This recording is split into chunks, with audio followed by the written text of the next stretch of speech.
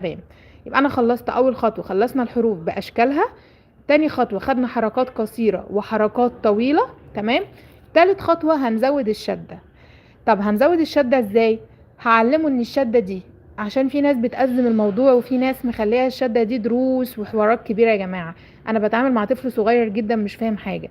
انسب طريقه ان الطفل يفهم الشده ان انا هقول له انا بنطق الحرف مرتين اول ما اشوف الشكل ده. تمام. اول ما اشوف الشكل ده بنطق الحرف مرتين.